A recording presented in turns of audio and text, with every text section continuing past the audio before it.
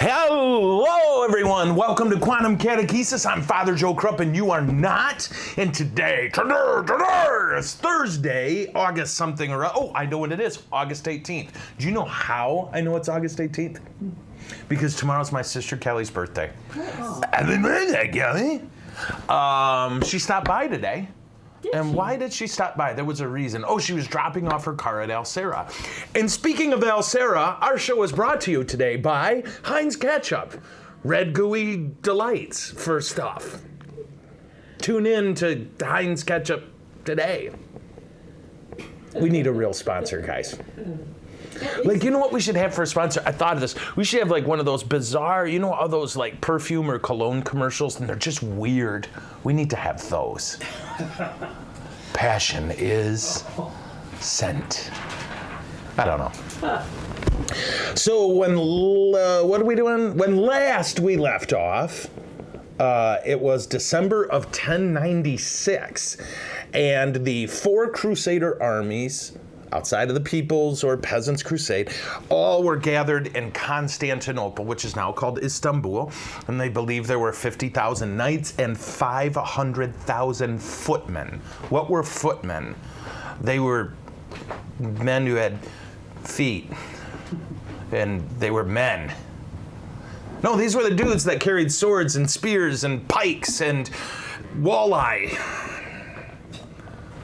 All right. Knights were a specific kind of person. We went through all this, right? Knights were a very specific kind of soldier, heavily armored, heavily trained, and exceedingly tough to beat in battle. But we also remember that there was this People's Crusade going on, which wasn't going well. They were better at killing Jews and Christians than they were at getting to liberate Jerusalem. So that's where we are, and we may remember there's no kings here with the Crusader armies. Why? Because the kings that should have been there were excommunicated, and the Pope was like, "Oh no, you didn't," and they were like, "Oh yeah, we did," and he was like, "No, you didn't." That's exactly how the documents and letters went. This is me on a moderately empty stomach, as empty as a fat man's stomach can get, and jacked up on caffeine, and hugs from my sister Kelly. So, all right, now we get to the heart of it. We are on December 25th, which is Jesus' birthday. I don't know if anybody knows that. I do know that Jesus gets mad. Did you know this? Because his birthday's on Christmas, so he gets less presents. On December 25th of 1096, Godfrey de Bouillon, and you may remember Bouillon is the guy who figured out a way to concentrate beef into small cubes okay, that's not true at all. A direct descendant of Charlemagne arrived in Constantinople, and he would end up kind of being, Godfrey would, the primary leader of the First Crusade, which led to it being perceived as a French war. And this is why a lot of the residents of the Holy Land to this day refer to all Crusaders as Franks. Right? Franks, because they think of them as French. You know, in the same way that Christians called Muslims Saracens, even though they all weren't Saracens, Muslims tended to call Christians Franks or Ernest. No? That's funny. It's a great Samuel Jackson line. Do you know this? He says, I'm always frank and earnest with women. In Chicago, I'm frank, and in New York, I'm earnest.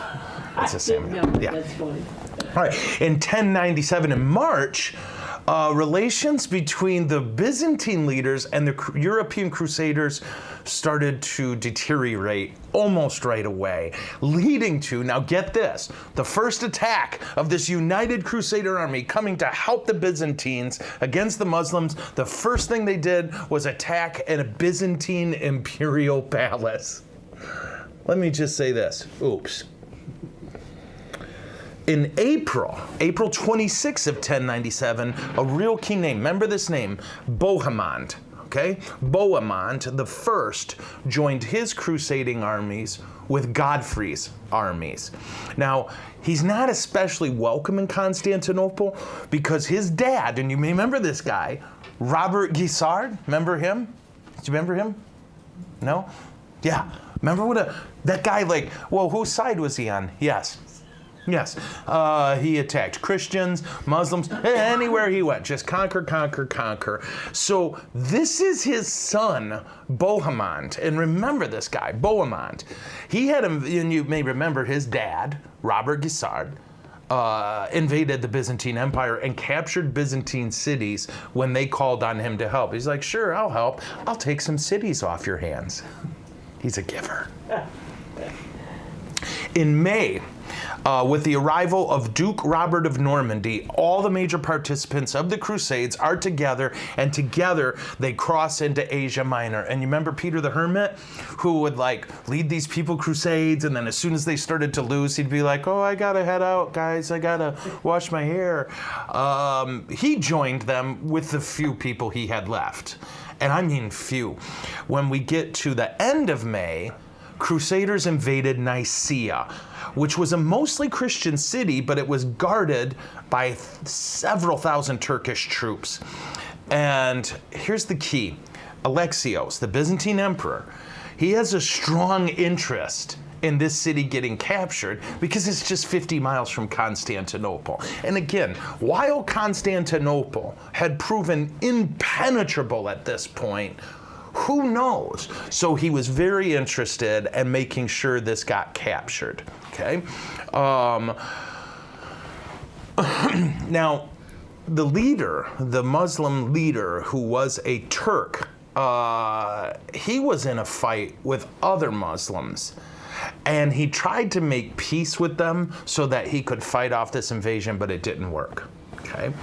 Now, what we're going to do is look at a real key thing, Antioch, okay? Now, you may remember, in Antioch was the holy hand grenade of Antioch. I'm just kidding. I made a Monty Python reference because I could. The Crusaders captured Antioch after a really long siege, and this delayed them getting to Jerusalem by over a year. Now, here's the key, and this is where things get really interesting. The city of Nicaea surrendered to the Crusaders. Now, what the Crusaders didn't know is that Alexios had kind of snuck in there and made a deal with the Turks that he would have control of the city when they surrender. So he takes control of the city that the Crusaders just liberated and then proceeded to kick the Crusaders out. And again, you might be like, what? They're his allies. Ish.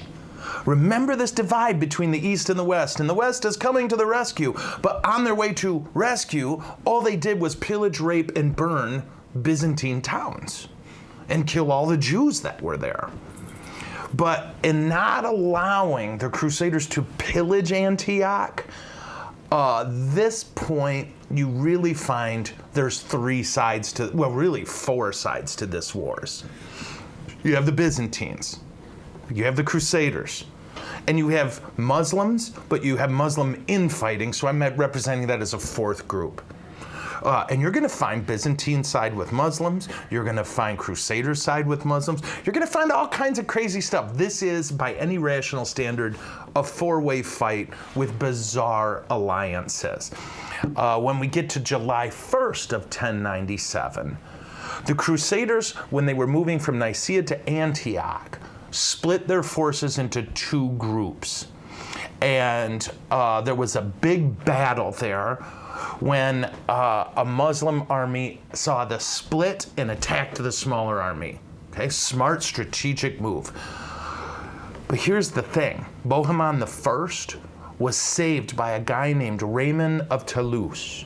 Okay, and this was really big because these guys didn't trust each other. There's no king in charge. This Crusader army is a lot of small armies put together, and no one's quite sure who's in charge. The church put their guy in charge, and they were all like, oh, thanks, yeah, we'll listen to whatever you say, and did what they wanted.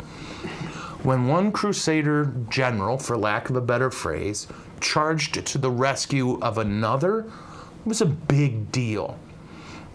And it's a big deal not just because of the relationship, because had they lost, that would have been huge. They would have lost big because they would have lost their supply line.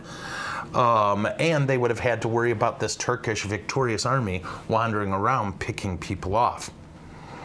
So they're going to start marching now. Now they're marching toward Jerusalem. In August of 97, Godfrey of Bouillon, remember, this is the son of Robert Guiscard. He temporarily occupied a city from the Seljuks, Iconium, okay? Which isn't that the name for baby poop? No, that's meconium. Okay, sorry. It just struck me. Yeah, I'm from the city of baby poop. The walls are yellow. In September of 1097, Tancred, okay, one of the Crusaders, split off from the main force and captured Tarsus. Okay, why is that important? Just because I want you to see they're now capturing cities, and they're splitting up to do it. They're realizing we have a huge army. Okay, so he splits off and captures Tarsus, and he is, by the way, ready for this? The grandson of Robert Guiscard. Okay, so this dude, he had some kids. In October, the first Crusader army arrived in Antioch. Okay, give me just a second. Yep, got it. Okay, they arrive in Antioch, the Antioch. Okay, and what you're going to find is that this fortress is located in a very mountainous region, and it had never been captured by any means military means. It's so big, the Crusader army wasn't big enough to surround it. And this is pivotal. We're in October of 1097. The Crusaders are laying siege to the incredibly strategically valuable city of Antioch. The Antioch. There were a couple of them. Now, why is it important? Because this is the defining battle in many ways. If they can capture this, now they're freer to get down to Jerusalem and liberate these Christians there. The other reason it's important is it's kind of funny. The Crusaders learned about a wonderful thing called sugar.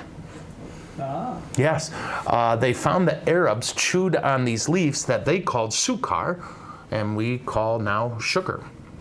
Just kind of cool. Yeah. They love it. And who doesn't love sugar? Wasn't it first used as a drug?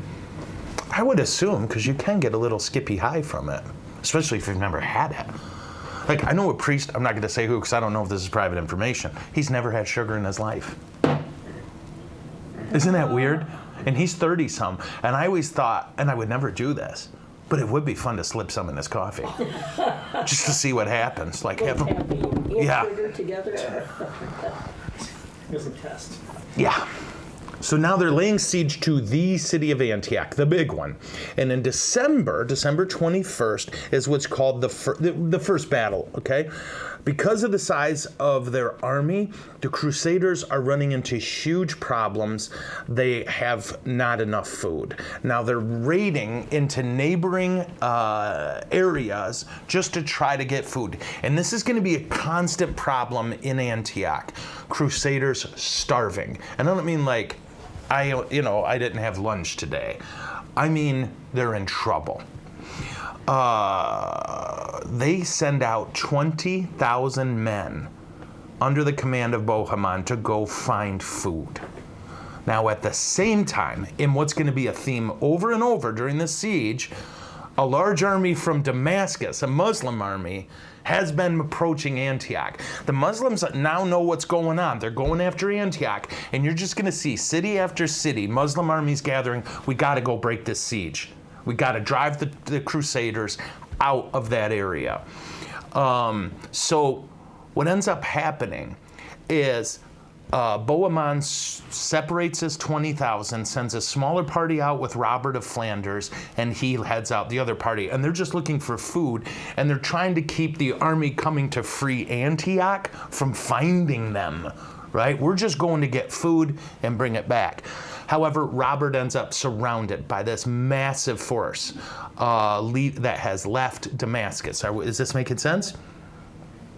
Bohemond came and quickly saved him. So now we got we got this teamwork again. Heavy casualties on both sides. This was a brutal, savage battle. And the army from Damascus had to go home. They realized we can't beat these 20,000. We're not going to be able to help Antioch. Massive losses. They went home. Now remember, this is always the key about fighting European knights. One of them is 10 of you. They're armored, they're tough, they're smart. And they tended to be fighting dudes, right? Dudes who were farming 2 weeks before when they were called into battle, with a lot of exceptions, of course. So this army that went off to find the scouting group to go get and forage for food gets attacked by the army that was coming to liberate Antioch, and they drive them back. Now both sides, again, heavy losses, okay? At this point, another Crusader army arrives in Constantinople, a smaller one, and they kind of caught Peter the Hermit fleeing Antioch. He was like, oh, looks like this might not be going well. I better go check in with somebody somewhere. So they caught him and made him go back. Now you're in February. So that first battle I told you about was in December. Now we're in February. A big Muslim army is raised in Aleppo to save the besieged city of Antioch from the Crusaders. Now, the Crusaders learn that this army's coming, and they launch a preemptive strike with 700 heavy cavalry. Heavy cavalry means just what you think. Big Belgian war horses, not the ponies, these are big war horses and heavily armored, and they just literally run you over, right? You charge just like you see with a spear or something down, or a mace that you're swinging above your head, whatever it is, you just mow them down. And they're really hard to stop, one of those. Something the Turks found out right away. They had to retreat too. Their plan to come save Antioch is crashed. In March, there's an Armenian kingdom. Well, I don't know. But yeah, let's skip that. Okay. Well, just know this. The Crusaders shored up their flanks now. A smaller army went over and secured the loyalty of a Muslim Christian city. We're going to hold your flank. Fine. Okay. In June of 1098, a huge army from Mosul of about 75,000 is coming now to rescue Antioch. What happens then? Well, a large contingent of Frankish soldiers decides maybe we should go, right? There's a professional army of Muslims, 75,000 strong, now coming to attack us. Despite the fact that the 2 or 3 other efforts failed, these Frankish knights leave. They abandon the siege. This does not go over well, as you can imagine, with the other Crusaders. If you know your military history, you know that besieging a city means you surround it, you try to prevent food or water from coming in, you let anyone who wants to come in, you don't let anybody out. The tough part of a siege is if an army comes behind you, because as soon as you turn to fight them, the people in the city are going to come out and charge. The worst thing that can happen for you in this situation is an army come up behind you. And this is what the Franks were afraid of, so they left. When we get to June 3rd, their numbers are depleted, the Crusaders' numbers, right? A ton of them died in the battles, keeping the armies from coming behind them. A ton of them have died of hunger, and a whole bunch of them just left. Despite that, Bohemond conspires with an Armenian convert to Islam who was the captain of the guard. And he got the guy, let us sneak into the second tower. It's called the Tower of the Two Sisters. And this guy does it. So they capture it. They sweep into the city and they capture Antioch. Bohemond is named the Prince of Antioch. Yay, right? That's the first huge conquest. And I mean, this one's huge. That's June 3rd.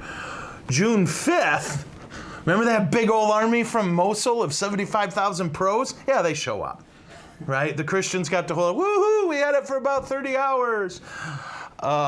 They laid siege to the Christians who had just captured the city themselves. And to be clear, there were still people fighting inside the city. A chunk of the defenders were barricaded in the citadel and were going to fight to the last death. So now here they are.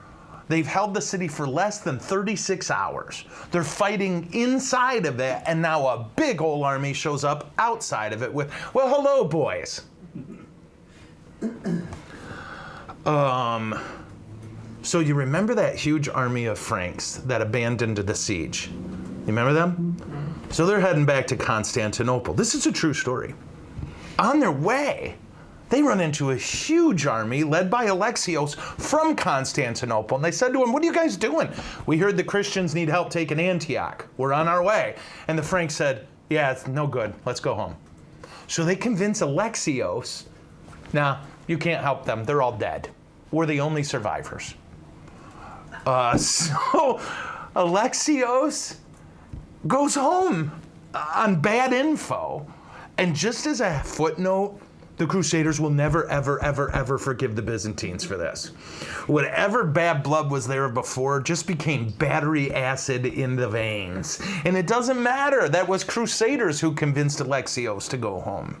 It's just he didn't show up and help. We came and liberated a city in his empire, and he couldn't even be bothered to help. So what are they going to do? They need a miracle, right? They kind of have control of the city. They're fighting inside of it, and now they're fighting an army outside of it, and their numbers are depleted, and they are dying of hunger. They need a miracle. Well, it just so happens that a guy named Peter Bartholomew, because you need to be named after two disciples, who was a member of the army, claimed he had a vision that the Holy Lance was located in Antioch. What is the Holy Lance? The spear that pierced Jesus' side. So he claimed he had a vision that that spear was right here in Antioch on June 10th. On June 14th, he found it. He said he had a vision of Jesus and St. Andrew. Told him where to go get it. I don't know why Jesus and Andrew waited so long. But what happened? They come out. This is the spear that killed Christ. The Crusaders went nuts, right? Just filled with zeal. They're all geeked out. And they charged out of the fortress, and I kid you not, beat the Muslim forces. 15,000 Crusaders were all that was left of that army. And they defeated 75,000 Turkish soldiers. That's a big deal. And now Antioch is firmly in Christian hands, and any reasonable force that the Muslims can assemble is months and months and months away. They've now eliminated 3 of the biggest armies in their area. And we'll get back to the spear because it's kind of funny. At this point, Adhemar, you remember him from yesterday's show? The one the Pope said, he's in charge of the crusade. He died. And with his death, any appearance of Rome having control of the Crusades is gone, right? They had the appearance of Rome having some control over it. It's gone. Such that the Pope doesn't even appoint anybody else. Because it doesn't matter who you put there, they're going to do what they're going to do. Yeah? In December of 1098, so just a few months later, Crusaders captured a small city east of Antioch. And according to reports, Crusaders were observed eating the dead bodies of kids and adults that they killed. And this is where the whole idea of, again, they're Franks. They're all Franks to the Muslims. They're Franks. This idea that Turkish historians to this day refer to Crusaders as cannibals. Just if you ever wonder where that came from. I didn't know. I just found this out. when I was doing this research. I'd always heard that and thought, oh, it's just, stupid war propaganda. No, they believe they saw that, and that's why they refer to Crusaders as cannibals. But they don't understand. We only eat people when we're hungry. Was that out loud? That's so funny. Did I go too far on that? Was it too soon? In January. There's a big silence when you said that. Oh, Kentucky Fried Kittens. Okay, January 13th of 1099, Raymond of Toulouse led the first contingents of Crusaders away from Antioch toward Jerusalem. That's right. We're still stuck on the kittens thing. Yes. Sorry. I took Oh, you're still on the Kentucky Fried Kittens? Yes. Okay. You guys, that's not funny. I don't know why you make these inappropriate jokes. You know the one about the cannibals eating the clown and asking, does this taste funny to you? All right. Would you remember when I sang the leprosy song and someone wrote me this long, angry post about people are dying of leprosy? And I'm like, no, they're not. You can actually take a pill now. I wonder what this one will do. Yeah. No, I'm just kidding. I never eat kittens without gravy. So Raymond of Toulouse leads the first army out of our new city of Antioch toward Jerusalem. However, remember Bohemond? He's like, I don't think I like your plans. So he stayed in Antioch with his army. So it's a smaller army heading toward Jerusalem, led only by Raymond of Toulouse and his dudes. But they do capture a huge fort in Syria, and then they had to abandon it.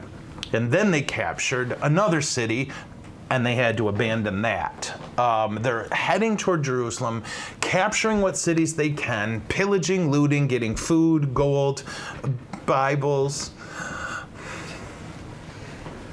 and heading toward Jerusalem. Ow. Now, remember the spear? Yes. Did you hear my knee? That was my Yes. knee. Isn't that awful? Yes. Okay. On April 8th of 1099,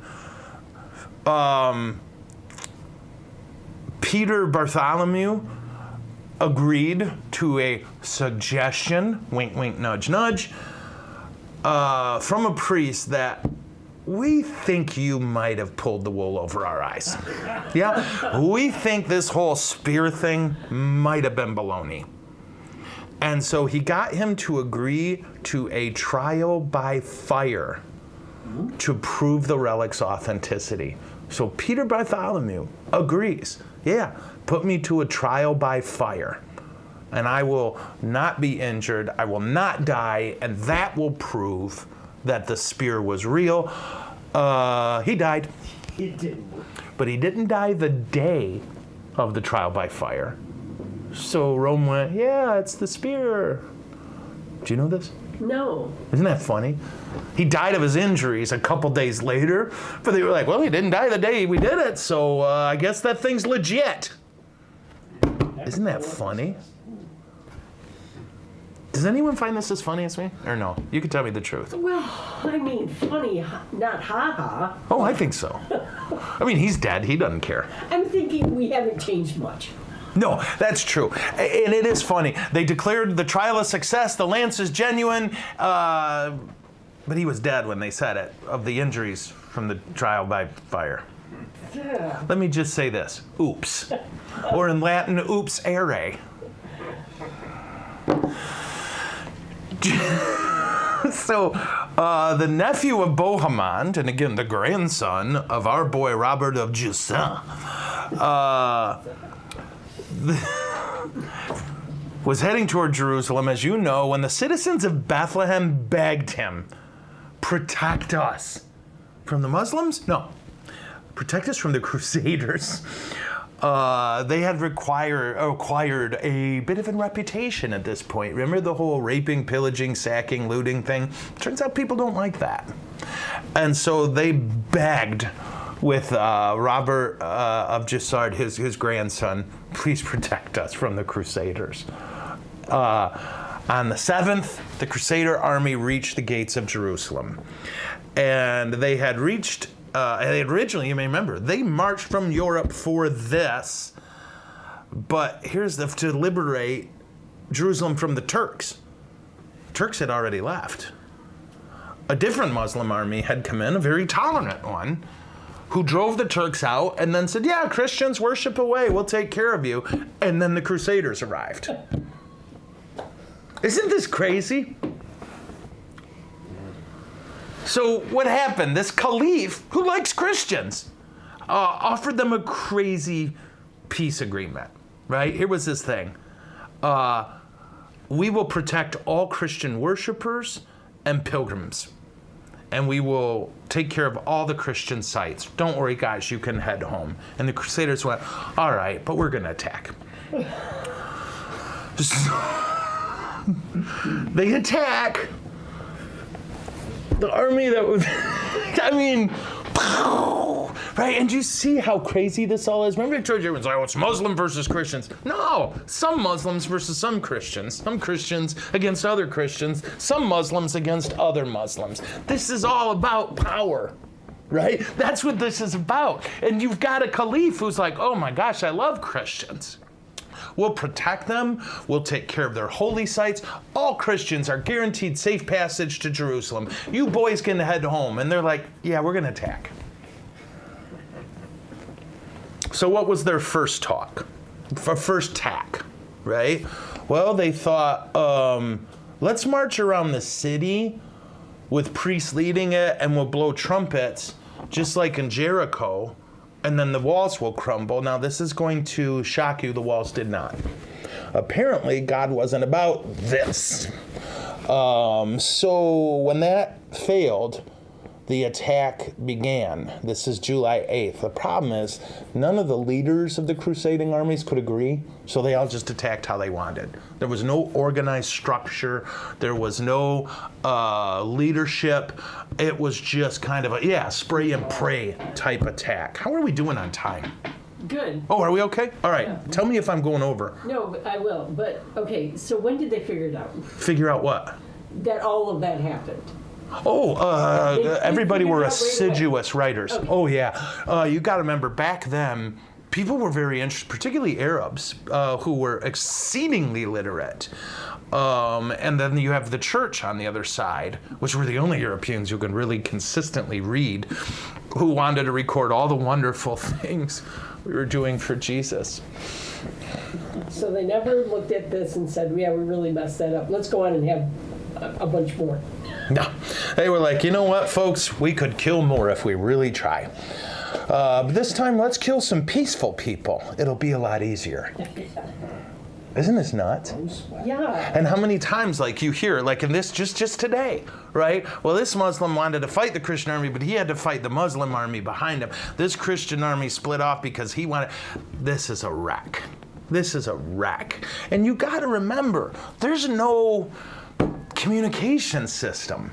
If Rome wants to send a directive to the Crusaders, someone gets on a horse in Rome and rides all the way to Jerusalem. Months! And who knows what's changed by the time he gets there. And who knows how many messengers never got there, because, by the way, everybody's killing everybody for Jesus or Allah. Take your pick. Isn't this nuts?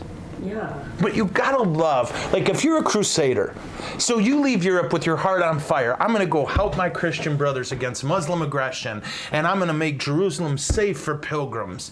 And it takes you 3 years to get there. And you have fought 1,000,000 battles, some against Christians, some against Muslims. You've almost died of starvation numerous times. A miracle of a lance saves your booty. And then you finally get to Jerusalem, and they're like, no, we love Christians. Well, that guy's gone. Yeah. Why'd you drive him out? Because he was crappy to Christians. Oh, well, guess we'll attack you. Isn't this nuts? I would go home. I'd be the guy who's like, oh, sweet. Peace out. Deuces. All good? So they attack, and it's an unorganized, chaotic thing. But the final assault begins on July 13th. And on July 15th, Crusaders breached the walls at 2 points. Godfrey of Bouillon and his brother Baldwin got through St. Stephen's Gate. on the north wall, and Count Raymond blasted through the Jaffa Gate on the west wall, and they captured the city. Casualties in this battle were about 100,000. That is a huge amount of people, obviously. But again, think of how many people were in the world at the time, let alone in that part of the world. This was nothing less than a generations-inducing population crisis. The grandson of Robert Guiscard, remember Robert Guiscard, right? His grandson was the first guy over the walls, just as a side note, because that was a big deal. Right, whoever was the first through the walls was honored for that the rest of their life. Curiously enough, this all happened on Friday, July 15th, which was the anniversary of when Christians believed Jesus redeemed the world. Yeah, that was the day we believed Jesus died on the cross, that day. But of course, 1,097 years before. How did they celebrate? Well, for 2 days they killed every Muslim and Jew in the city. They burned down mosques and synagogues. It was, this is the word I saw in 3 different sources, ready? Quote, unprecedented slaughter. You did have rules, and particularly nights. Yeah, the rules got thrown out the window. On July 16th, they herded all the Jews together, put them in a synagogue, nailed the door shut and lit it on fire. On July 22nd, all enemies are dead, and Raymond IV was offered the title King of Jerusalem, but he turned it down and went home. He had enough. He's done. Remember Godfrey de Bouillon, the son of Robert Guiscard? He was offered the same title and turned it down as well, but he did accept the title, quote, Advocate of the Holy Sepulchre. I don't know why. I didn't find it anywhere where anyone explained it. He thus becomes the first Latin ruler of Jerusalem, right? A Western European is now the ruler of Jerusalem. Because remember, when the Muslims took it from the Christians in the 5th century, that was an Eastern Christian who was, okay. Now, that kingdom, by the way, it's going to endure for a few hundred years now, but it's always in a precarious spot. Why? Quote, this empire is based on a long, narrow strip of land with no natural barriers and whose population is never entirely conquered. Continual reinforcements from Europe are required, but rarely coming. So they've captured Jerusalem. They now holding it is going to be a challenge. Their army has been whittled down. They've wiped out the people in the city. So, hey, we've got this big empty city now. And reinforcements aren't coming. July 29th of that year, Pope Urban II died. He had followed the lead set by his predecessor, Gregory VII, in trying to make the papacy politically strong, which, in my opinion, is where all of our troubles go. But he started the First Crusade against the Muslims, and here's the thing. Now, the Christians took it on July 15th. He died July 29th. Word didn't get to him yet. It would take months for word to get. So he didn't know that the crusade was tactically a success. Christians are now free to worship in Jerusalem like they were before. Isn't that weird? Mm-hmm. In August of 1099, Peter the Hermit, the principal leader of the Peasants' or People's Crusade, was appointed to leader of the processions through Jerusalem, to celebrate all the victories, right? Stepping over the bodies. So what happens? Right away, August 12th, a huge army from Egypt is sent to take Jerusalem back. They didn't succeed. He raised an army of 50,000. They outnumbered the Crusaders 5-1 and lost. The Crusade, again, you can't overstate the power of having knights. You can't. So that is the final battle of the Crusade. First Crusade. There's other stuff, right? We decide to wander on over to Syria and burn down some cities for Jesus. But the big thing you need to know is the primary reason Crusaders were able to hold Jerusalem and Antioch is because the Muslims all began fighting each other in the year 1100. And that is a huge deal.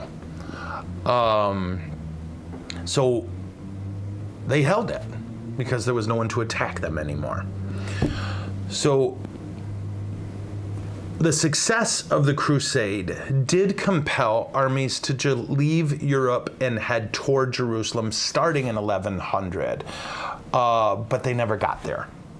They were wiped out by Muslim armies on their way. Subsequent decades of fighting continued in the area, but it wasn't about Crusaders conquering, it was about them holding. Holding. The Byzantines were not happy that the Crusaders took Jerusalem and then didn't give it back to the east, right? Supposedly, they were coming to liberate the city for the Byzantines, but then they got there and went, it's a nice city of God, it'd be a shame if something were to happen to it. So the Franks were unhappy about the Byzantines not helping them. The Byzantines were unhappy about the Crusaders not giving their stuff back. Let me see.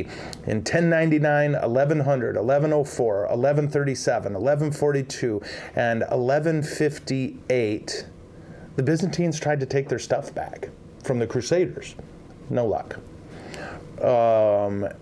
In fact, Bohemond, remember him? Bohemond? Organized a campaign, he called it a crusade, to go ahead and take take the whole empire for Rome, and it failed. So the Franks are fighting the Muslims are fighting each other, the Byzantines are fighting the Muslims, the Byzantines are fighting the Franks, so no crusades can really happen because it's all Iraq. The Crusaders are holding their cities. The big one you want to remember, and this isn't count as part of the First Crusade, but it's extremely important. Acre is a massive city in Israel that the Crusaders took in 1109, or 1104. They took Tripoli in 1109, Beirut in 1110, and Tyre in 1124, and in all out of Jerusalem. And in that, they have locked down the crusading cities. They built massive fortifications, all based on a simple principle: we'll always be outnumbered. Reinforcements will always be far, far away. So we're going to make it impossible to take these cities. And Acre is the last Crusader city that falls. I mean, that thing they held on to forever. So also during this time, the military orders of the Templars, remember them, and the Hospitallers began. And basically the crusading army stayed on the defense until 1153. So that's the First Crusade. What do you think? When did they figure this out? But that was from before. Oh, okay. So folks, that's what we got. That's our First Crusade. It took us 2 shows. Now from here on out, I should be able to do much shorter summaries, because now the battles are an entrenched army against another entrenched army nearby. Whereas before, this was a wandering army going thousands of miles to try to get somewhere, to a language they don't speak, a culture they don't know, and to start from scratch. Well, scratch is done. They've got these cities locked down. They are working at barricading them and keeping them safe. Did they make the cities safe for Muslims and Jews? Believe it or not, yeah. They really did settle down. And what you're going to see really with the Second and Third Crusade is, for the most part, people will be at peace in the sense of, if you're in Jerusalem and you're a Muslim, you're going to be fine, right? But there are troublemakers. Troublemakers are going to be the defining element, just like they were, right? Remember the Normans and the Mad Caliph? Every side has the crazies who want the other guys all dead, right? Jerusalem for Christians alone, that kind of nonsense. So that's what we got. Any questions about that? Or how we doing? Are people happy? Yes. Okay. I mean, not happy. Holy crap, this is awful stuff. Right? Yeah. They say, I don't know if, I think I read this yesterday. They say that when the Christians took Jerusalem, by the time they were done with the slaughter, there were no non-Christians in the city. And there weren't that many before the battle, right? They killed everyone. And that really is going to end up being the linchpin for the Second Crusade and the Third Crusade. The Muslims like, dude, they loved Christians and you killed them. They offered you what you wanted and you invaded. But what do you do? Yeah. It's what happened. It's what happened. Okay, well, that's what I got, folks. I think we're ending early today. And sorry, not sorry? Yeah. Okay. 15 minutes is fine. And then, not tomorrow, next week, we'll start in on the Second Crusade and possibly the Third. I don't know how much detail I'm going to give you on the second one. If you want to see what to me is a fine movie, though not entirely accurate, about the Second Crusade, then you want to see the director's cut of Kingdom of Heaven. It doesn't make a ton of sense, the one they released in theaters. You do want to see the really long one. It is violent at times, but a very lovely movie and really captures how there were Christians and Muslims who absolutely loved each other. They had rules of fighting that they kept assiduously, but you have the chaos people. You have the bad people. And actually, probably, I will have to cover the second because you're going to meet the greatest Muslim military leader ever. And I don't think anyone would argue this with me. Salahuddin or Saladin, however you want to say his name, who was not Arab. Did you know this? He was Kurdish. Yeah. Okay, that's what I got. My Kung Fu is strong. I will lead us in prayer in just a moment, but in the meantime, tomorrow is our question and answer segment. If you have questions about the Crusades, I'm more than likely going to save them and attack them when we do our Crusades section. And that's what I got. But financial questions we can take tomorrow. Financial questions? Yes. Come to me for all your investing needs. You should. Could be our sponsor. Yeah, we should get like one of those like Bank of America or one of these cats. Who owns the Tigers Park? Comerica. Brought to you by Ketchup and Comerica. Comerica. Is it Comerica or Comerica? America. Is it Costco or Costco? Costco. Costco. Costco. Doesn't that sound like a word you could say in Japanese? Costco. You will know. Yeah. Okay. Salad pray. In the name of the Father, and the Son, and the Holy Spirit. Jesus, we are free to worship you, and that is such a blessing. We are grateful for our freedoms, and we pray for the grace to defend those freedoms like you would, not like the devil would. And for all the evil done in your name by us particularly, we're so sorry, Lord. Help us to never use evil means to attempt to achieve a good. Help us to put aside worldly thinking and embrace your kingdom defined by sacrifice, by giving, and by love. Father, we ask that you come to the rescue of Christians in Nigeria. And we ask that you come to the aid of people in Ukraine.